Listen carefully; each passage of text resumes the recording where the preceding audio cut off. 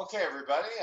This is the additional or supplemental lab session that I promised I would do for you, and we're going to be working out of one of the cases in the Miller textbook. That's the big green textbook, the one by Lisa Miller, MIS cases.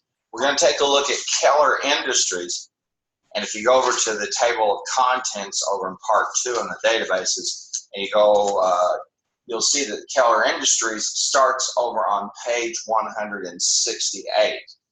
And so we're going to take a look at them today because it has a little bit more of an emphasis on some of the data conversion issues that you run into in terms of just simply building a database. And this is and if you take a look at page 168, it'll cover, it basically will give you a look at the different functions and what will be going on, okay, and finding the unmatched query wizard, and there's a whole set of things there that we're going to see. In the background, this is a company to talk about their IT department. They're having some issues, and they have tracking databases, and of course, in order to do that most efficiently, you need to build forms and then generate reports from them.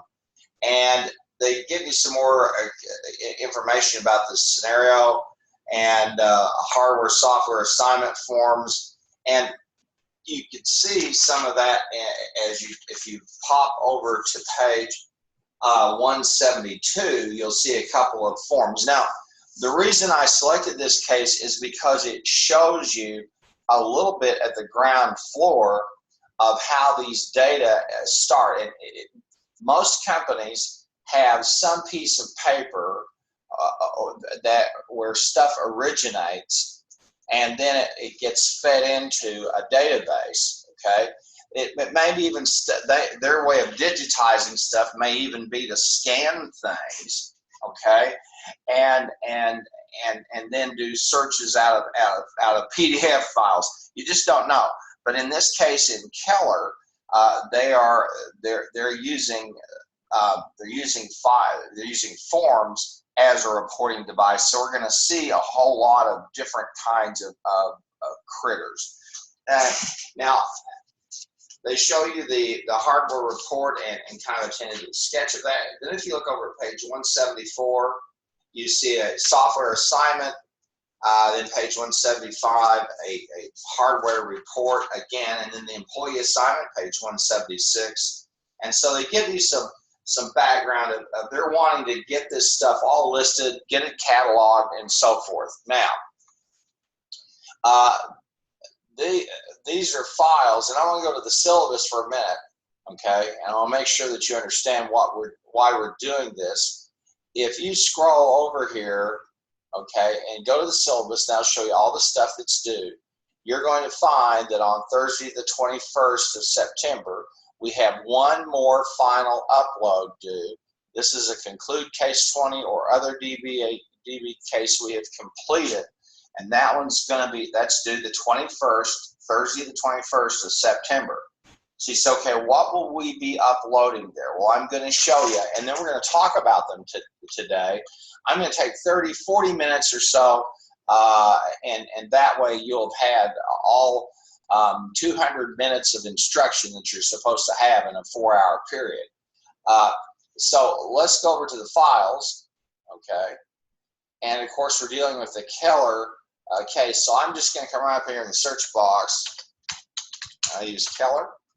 And you're going to see there are 2 files there, okay, in Keller, as is typical. One of them is the information solution file, and then another test your design solution file. So those are the 2 databases, and either one of them as an upload for that for that September 21st assignment is fine. Either one of them is fine, and I'll post an announcement to that effect. But we're going to take a look at them today. So I've got the file over here, and it's published good. And if you take a look over on page 176, here we start to get some requests, okay, for information. Now, the case deliverables, excuse me, are given over on page 178 and 179, okay? But we're going to focus on what they're after in pages 176, 177, and 178. And there are also going to be some information specifications, and those are stated over in pages 172 and 173, okay? And so this goes again from that progression where they want us to build some things for them, and you can see the finished product. Now, before we go too much further and before we download these files, I want to show you something over on page 170 and 171. Now listen, the best way to get the maximum benefit from these cases is to have the case textbook open when I go through this so you can see. And if you take a look there at page 170, 170, the bottom of 170 and the top of 172, you're going to see they have a hardware table structure. And they have the typical field names, okay, and then the data type, and then the description, okay, and then the field size and the comments, okay. So they've got this table, and the rest of that table is carried on there. So this is, for all intents and purposes, all right, what we would call a dimension table in a data warehouse solution. And remember, as I think I spoke about last night when we had class, a data warehouse can be a collection of databases that feed into some query engine or some form or some way for you to cull data from them, and that really moves you into what I would call enterprise computing, or that you can access, say, through your dashboard of critical information or key performance indicators. Or a data warehouse can be simply a single database that has tables, okay, and from which you can just simply run queries and harvest, okay. But the tables are dimension tables, and they'll often also have a fact table or a data warehouse table. And this, you should recall, when we went through Access Workshops 1 through 4, we went through that progression, and we saw that idea. And the whole idea of the data warehouse feeds into this notion of the data cube or the analytical cube, where I have these dimensions and which are attributes, and then I have some facts, which will be time or some kind of measure like sales or something, or account of how many people bought something, okay? And so we've emphasized that over and over, using that warehouse approach. And it's just something that's always there. And I like this case, and I chose this case because simply it focuses on paper inputs or forms or schemata of forms that the business wants. And normally when you develop what we call an entity relationship diagram, what you're really doing is creating a storyboard of sorts, as you will, for a database. And the databases that we've worked with, you can click on and get a report that will show you all of the entities, all the tables, all the queries, how they're designed, etc. And that's fine. That's important. This case is good because it really takes you back to say, okay, what's the origin or the entry point for the data? Is it something that's scanned in? Is it something that's filled in on a piece of paper by your employee? Or is it something filled in by a volunteer? Or is it something filled in by the customer? Is this data that they filled in a form online? okay, and how much control do you have over it. And I don't think I can emphasize enough that most places, most organizations, especially smaller ones, collect the wrong data at the wrong time and in the wrong way. And all of this starts in what computer scientists will call a data structures course, where they will literally say, okay, you want to do a survey of these people. Whether that survey involves a true random sample and whether the items are written correctly or whatever, for the technologists, the question becomes is how do I take that and put it into digital format? In other words, how do I take it and put it into a table? Okay, and then I design a form around the empty table that has the dimensions, okay, that I want. And you'll notice here, this is, if you look at page 170, 171, you see that table, you're going to get down to the assigned to, okay, and that is stores the employee ID number for the employee who's currently assigned the computer.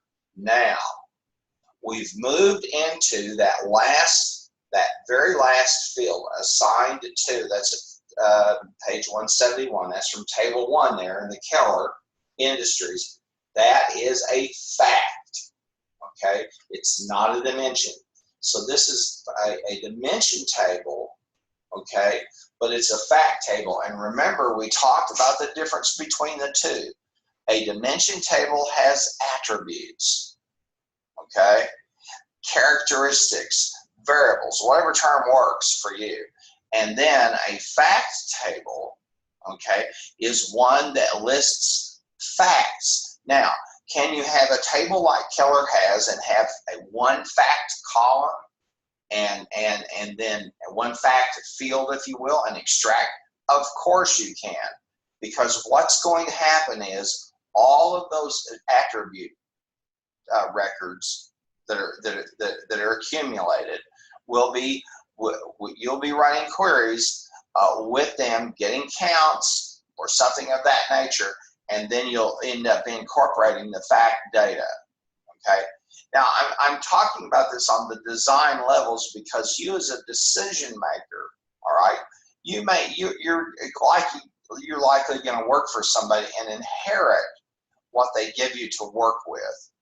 As you move up the ladder, okay, you may have more and more administrative or IT governance control. You may have a greater role in the governance of all of that, who gets to see this, etc. And I'll give you a really good example, all right? This is involving the university. I was shocked last fall. I got an email from one of the assistant coaches that said, I noticed that so-and-so is behind on so-and-so's assignment. And this is a student who wasn't showing up for class, wasn't turning in work, okay? And I had the analytics, just like I have analytics on all of you. These learning management systems provide me analytics that will tell me who's participating. I know the total number of hours you've done. I know when you've turned in assignments. I know what computers you've got. All of that stuff's there. And they're designed, okay, with that, and they're designed with that documentation in kind.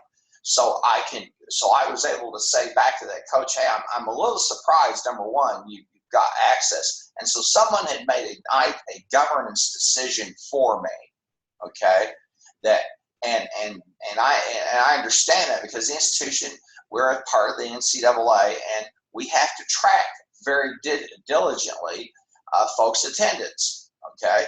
That is absolutely, we cannot be messing around with that, because that's the kind of thing that gives us a violation. And we're a candidate, we've got the candidacy, I think, for Division II. My hunch is the university's headed for Division I, or that's their vision. But I was kind of shocked and surprised.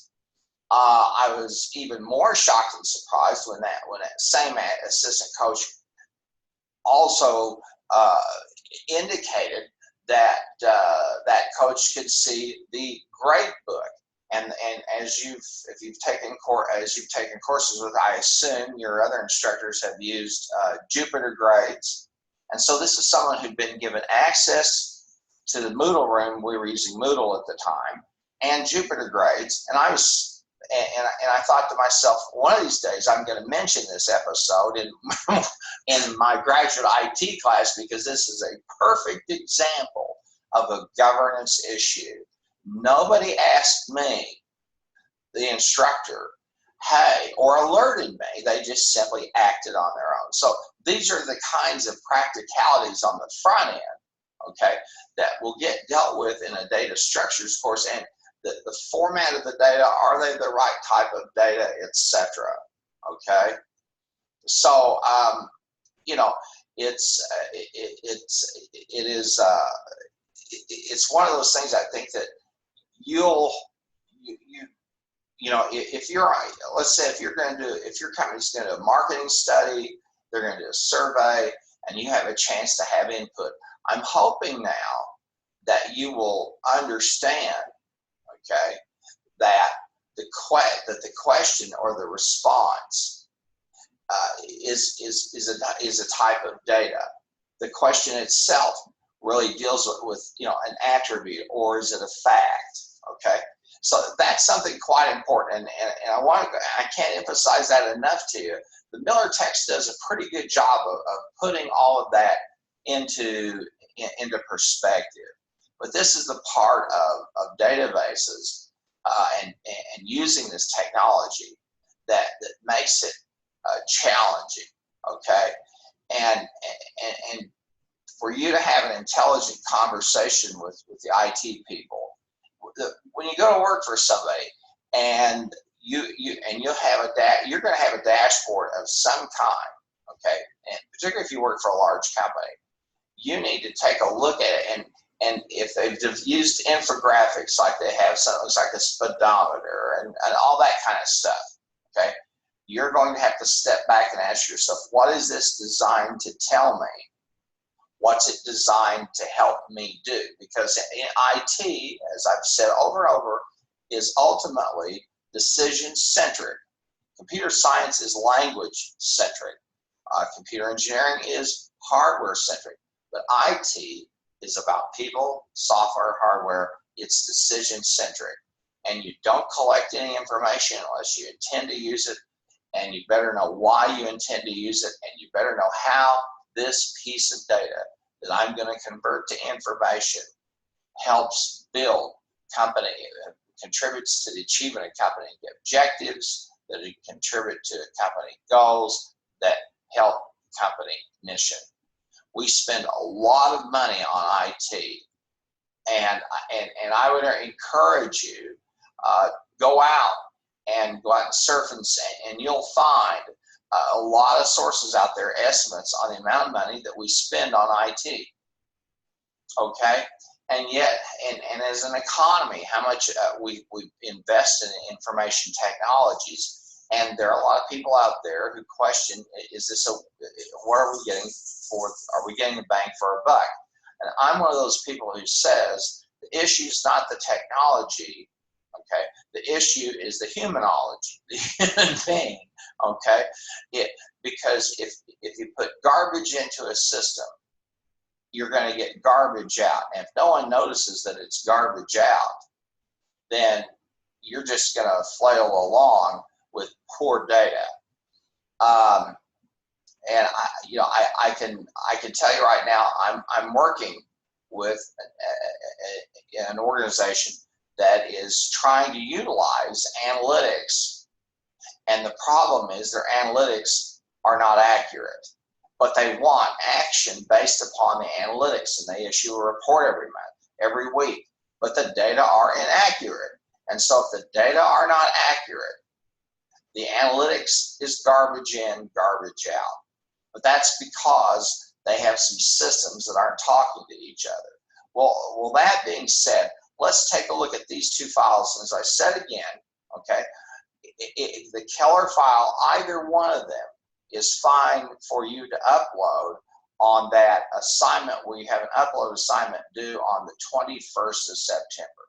So let's look at this for just a minute, and we'll do the typical thing. And I think you've been through this enough with me to understand that looking at the finished product is just as beneficial, and following the breadcrumbs, because look, I teach software from the front, from the finished product backwards. Why?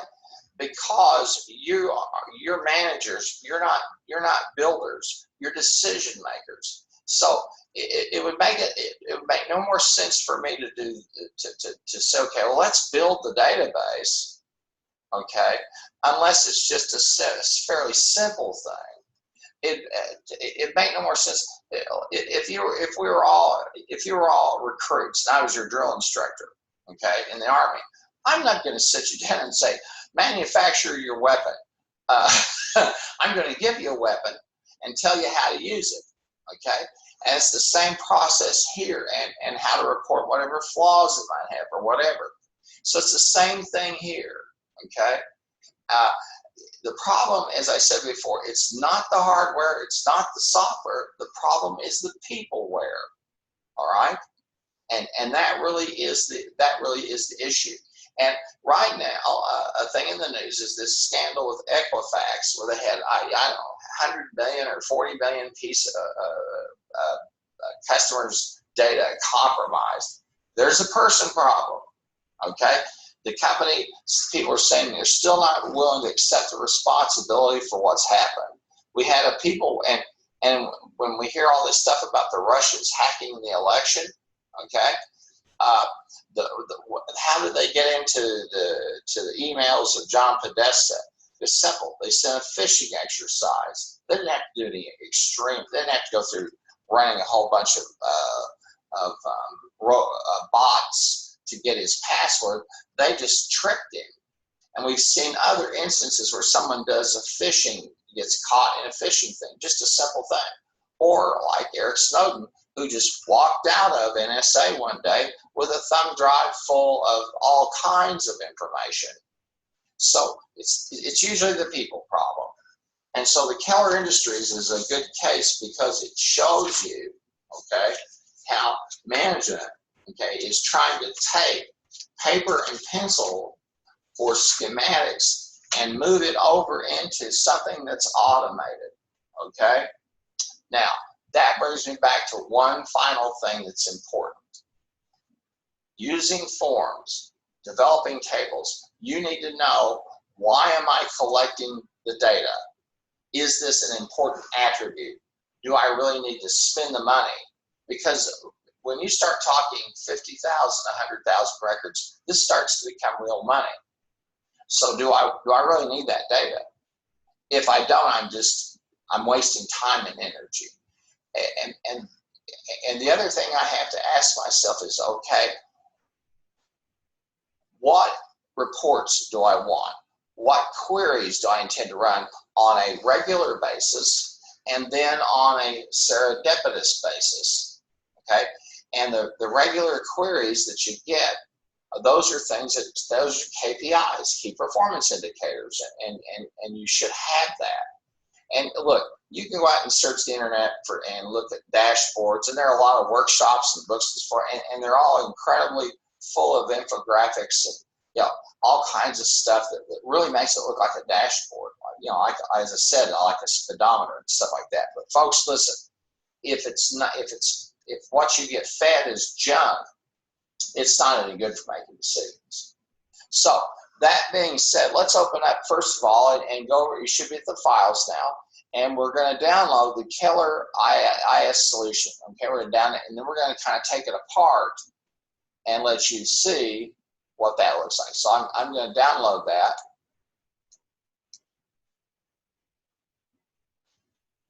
Okay. And I'm going to enable the contents, and you'll want to save it to your desktop. Okay.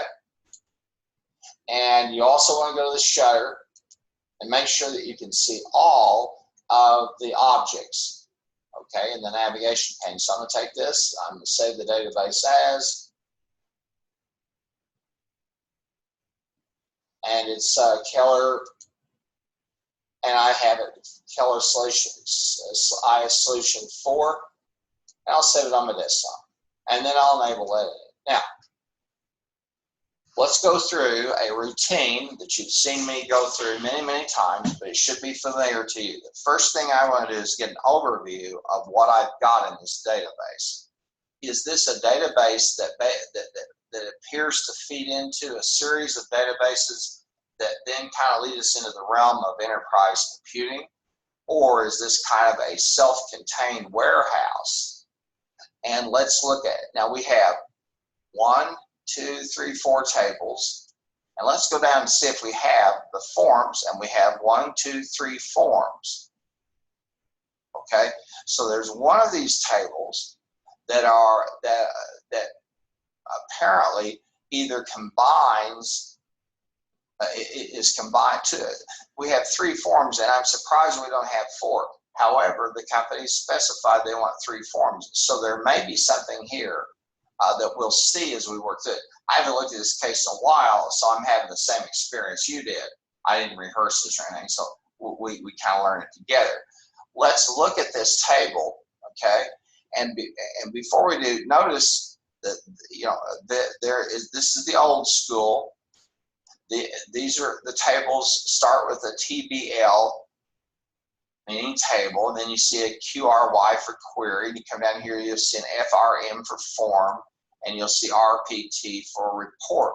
Why do they do that? The authors are old school people like me, that when they worked with databases, they originally utilized pointers. There were not icons. There was a DOS level list of files, i.e. tables.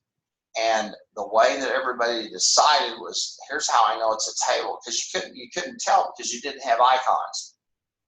You didn't have a dashboard with pictures and little figures and drop-down menus. You programmed this stuff. And so you would name these. And so they're just using, I think it still is a good convention. Although I think once you've navigated through here enough, you get it. And look, you said this dashboard, the toolbar up here for Access looks a whole lot like Excel. It's intended to. Okay. Well, let's look at the table, okay, first, and let's go to the design view. Let's do something even better. I'm going to let's really start at the beginning and click on Database Tools.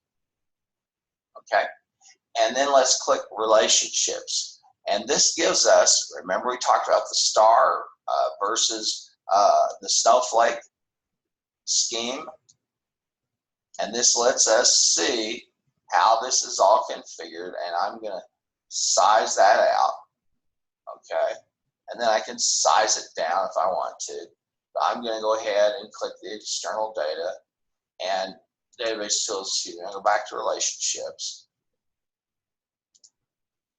and we'll pop this back up here. And there it is. Now I've got some acuity here, visual acuity I can work with. And we'll talk about these. Okay. And again, you can see a data flow. And you say, what are you saying, Dr. Arnold? What are you talking about? Well, let's look at and see what's going on here, okay? I've got this table employee that feeds into the table hardware. Now, the employee ID is a primary key over here, okay? And then it's embedded in here as a foreign key. And this is a one-to-many relationship. So one employee can have several pieces of hardware. Then we have the hardware primary key fed into the table, the configuration, which is the hardware and the software. Notice these two are both primary keys. Yes, I could have more than one. And then these feed into the software, okay? So we've got a person linked to machines, machines linked to configurations and hardware, and then over here to software. And so we can see the data flow. Now, this table configure is really what we would call a junction table. okay? And this is somewhat, I'd say this is probably, this is like, more like a snowflake. So why is this different from a star? Well, here's the reason. You have a supporting table. The table employee serves as a lookup table for the hardware table. So you have a dimension table and then a subdimension table that feeds into it. Here you have a straight dimension table that feeds in. So that's why we would call this a snowflake. Now, if it was more complex and you have 2 layers of dimension tables over there, then you're starting to really see a snowflake. And people will argue over the star versus a snowflake, especially with a smaller database like this. It doesn't really matter. What matters is that you can see the flow of the data. Now, again, you and I are working at what we would call the database administrator level. I can see everything. I can do anything I want to. What's going to happen is that when you're at work, or as you go to work for someone else, or maybe now, you're going to already be fed a screen which will be either a form or a report type mechanism that you can use to harvest data or input data or both. It just depends. All right. And the main thing is for you to understand, are the key performance indicators applicable to the situation? And can I get the work I need done? And if I get a report in some database system, like an Oracle, or a SAS, a SAP, can I crunch the numbers that'll show up inevitably?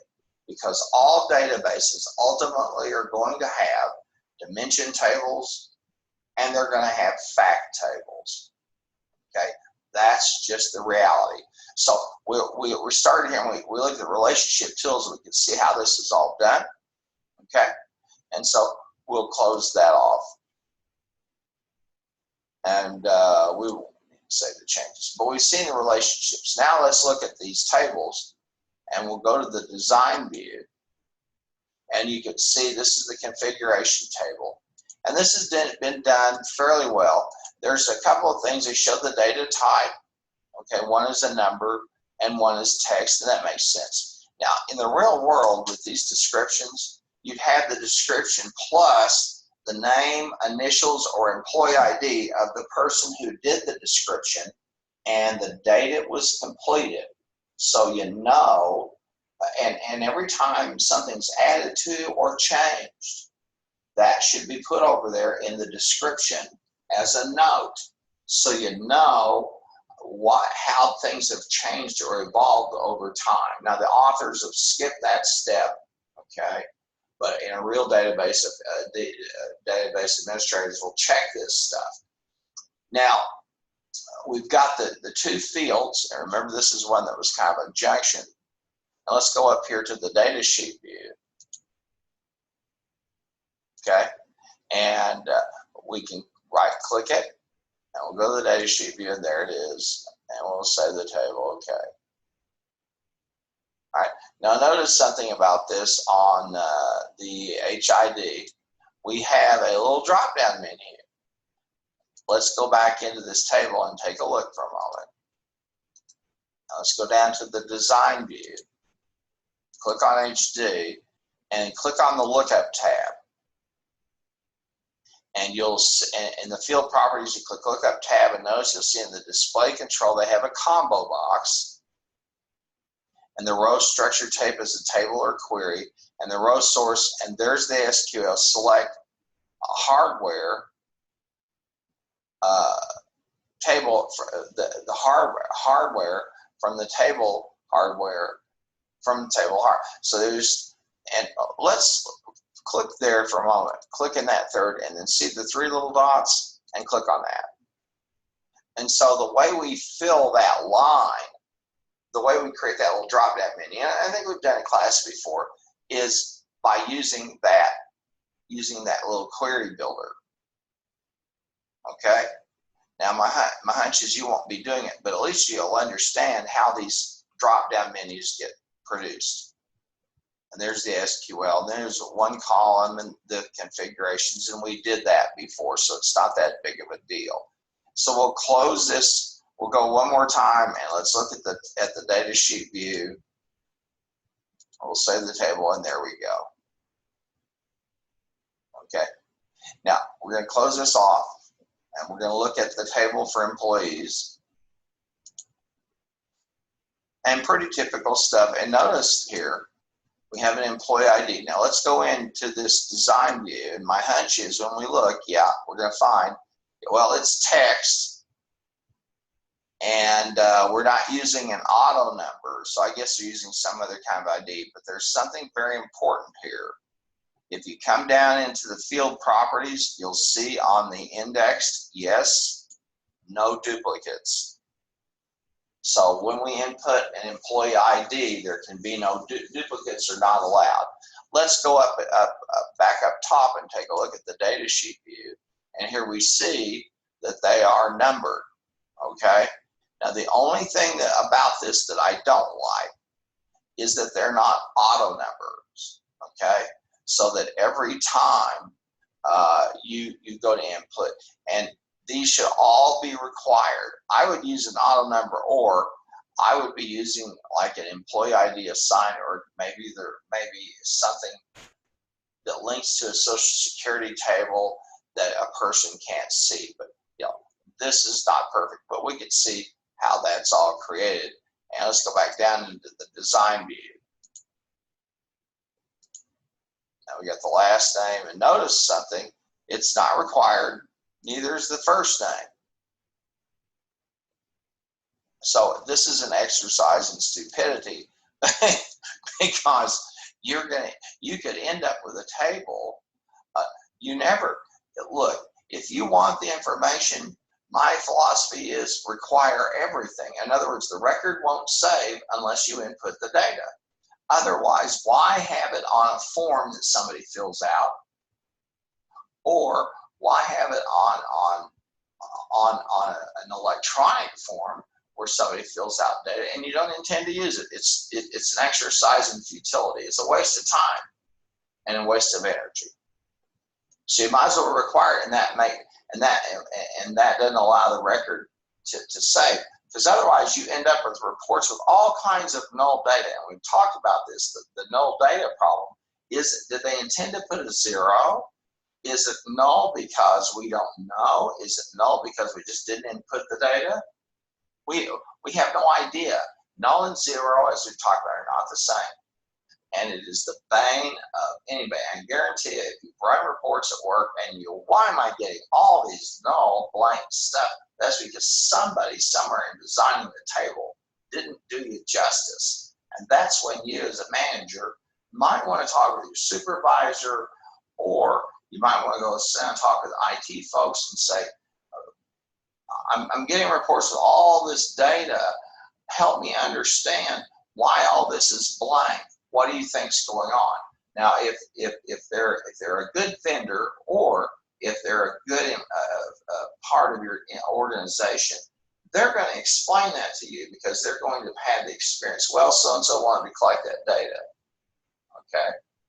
This is really the biggest challenge, I think, is in volunteer organizations where you have volunteers inputting data or filling out stuff like attendance forms at church. Huge problem, because those people aren't paid. You can't fire them, but if they don't fill out the attendance report correctly, or if you have a visitor's report and they don't get all the information, you get these reports that are really frustrating, the people who look at them, because they don't have all the data. Well, let's look at the table hardware, and we'll see the design. And here we see again, and notice this, we have a number. Okay, same story. And again, we've got all the descriptions, so this is not too bad. Okay? You say you're really talking a lot about the tables. Absolutely, because the table sets the tone for everything. The table and the data and the way that you populate the table is everything. And that's why this Keller case, I think, really commands your attention, it's worth your time and energy to look at, because they talk about the forms and the development of forms.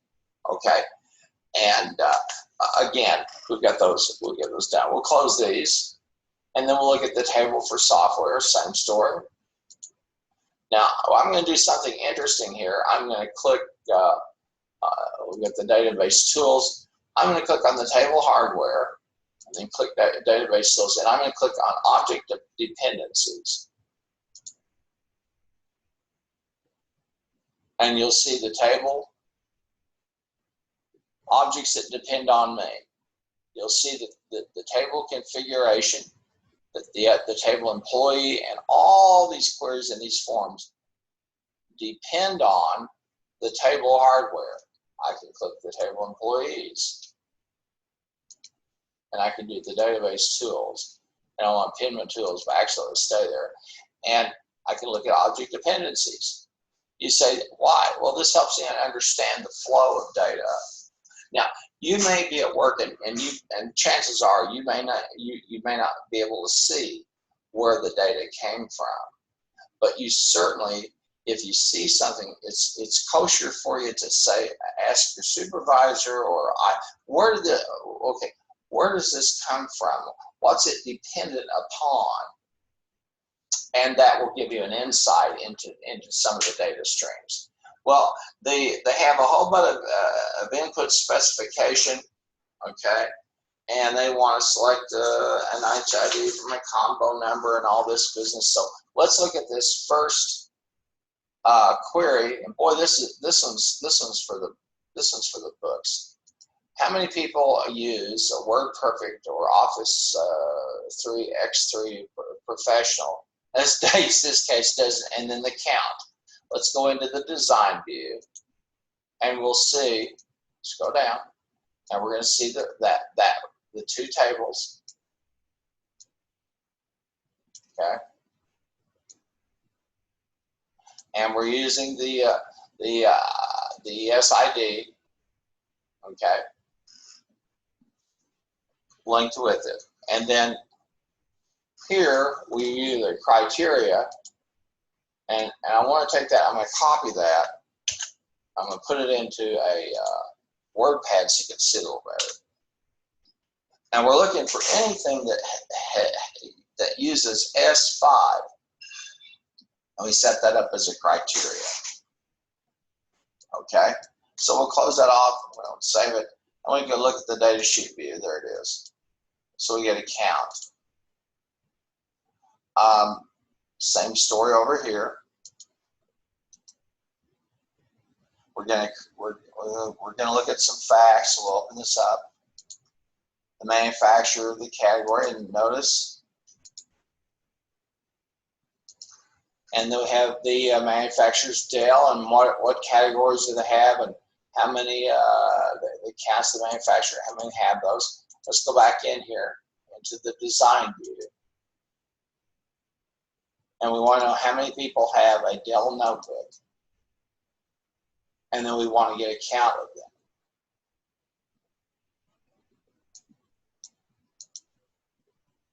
And we'll show the table.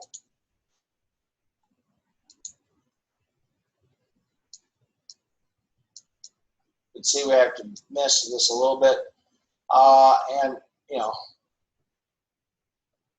we're using table hardware, so we'll show the table.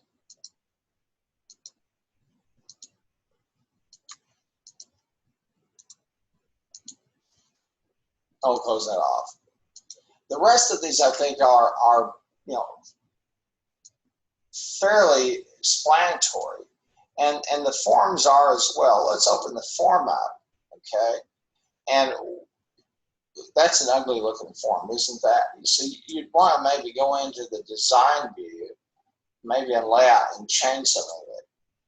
But one of the things that they talk about are using controls, and we're going to go down to the design level in this, and I'm going to show you what they mean. You have two critters here. One is a label, okay? The second is what we call an unbound text. And this is where we do some computation.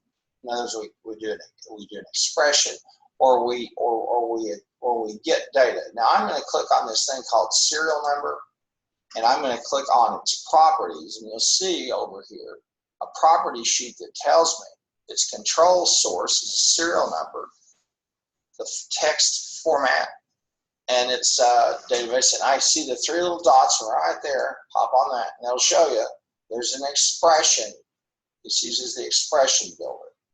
Okay. Now the truth is, I'm going to close this off for a minute, and I'm going to click the object dependencies, and there are the tables that this form depends upon. Okay. So let's look at it from the open it from that, and again, this is ugly. I know. You could change this. You could click layout view, and I think you could probably change some of the colors if you care to do that. Okay. This is a nice little navigable form in here. So again, I would encourage you, when you get a little bit of time, just open this up and go into the design view on these forms. Now, as you've heard me say before, I hate the report function in Access. I hate it with a passion. And here's one of the reasons why. It's so difficult to get. When you start to get beyond 4, maybe 5, okay, dimensions or variables, you start to run into some acuity problems, okay? And that's just simply, that's why the work you put in to get this 4-page report, I take the stuff and dump it into Word and do it, but they won't let you see the report. In the report, you can have the layout view. You can finagle around with some of this, okay? Or you can go down deeper into the design view, and you'll notice here are the labels, and here are the unbound text box. Now I'm going to click on that unbound text box, and I'm going to look at the properties of it. And it will show me the format, the data that are involved, the event. You can see all. Okay, so that's just kind of a look under the hood. And you know, the main thing the main thing that's important, I think, for you is what business question. And so what I would say for you, it would be to look at this and say, okay, what business question am I trying to answer here? And the text is going to walk you through that. So close this database off. You can, and this is the Keller IS solution. You could upload it for that upload assignment that's due on the 21st. Here is the test your design. We'll download it.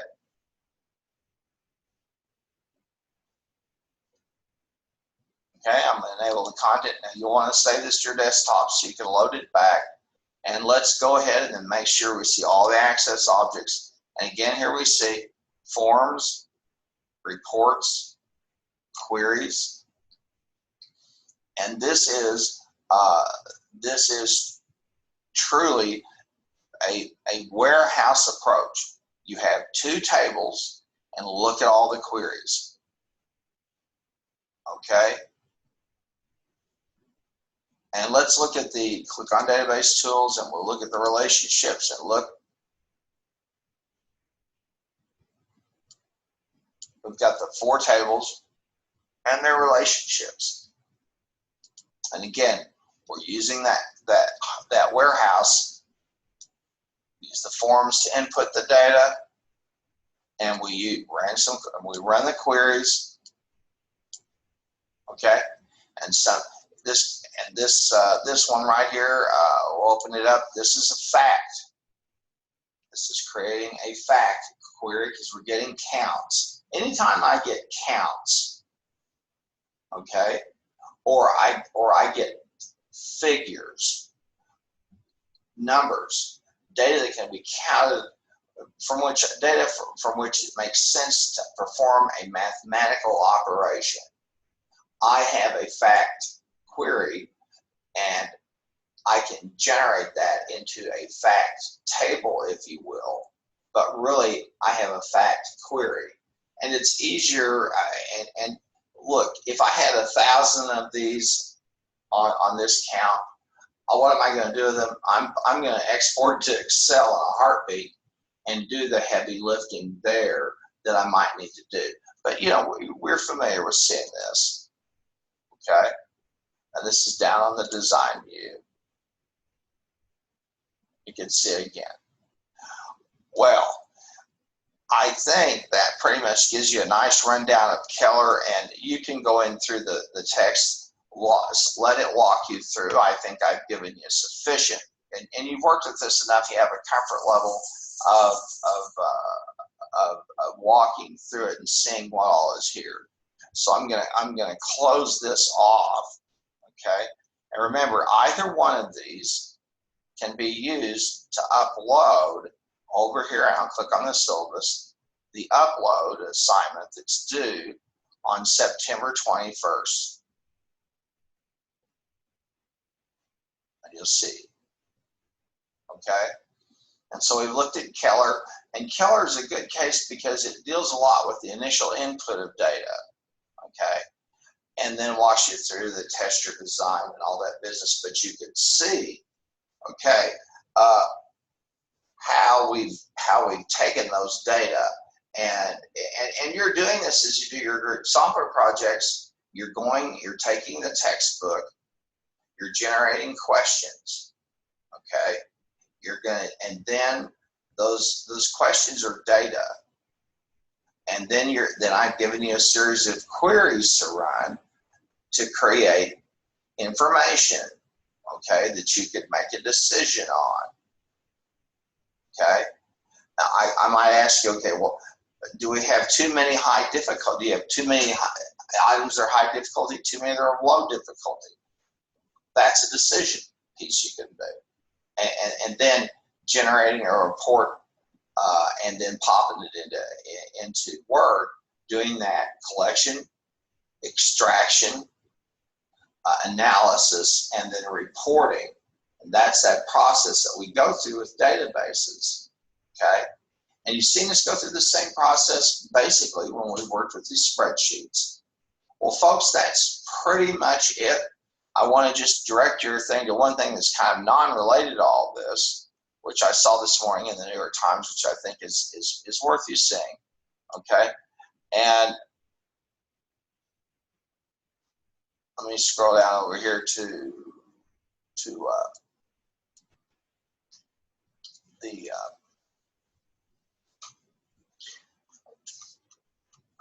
real quick, and I'll click over on the business. And this,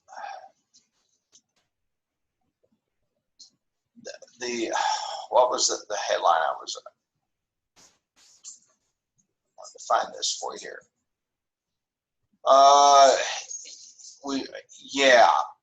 I wanted to again, I think you'll want to follow the quest of the iPhone and what's going on with it, okay?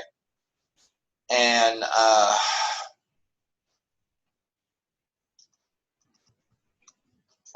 was trying to remember what it was I saw that really captured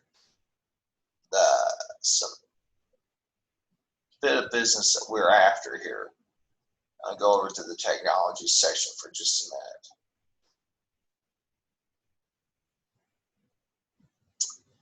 And here it is.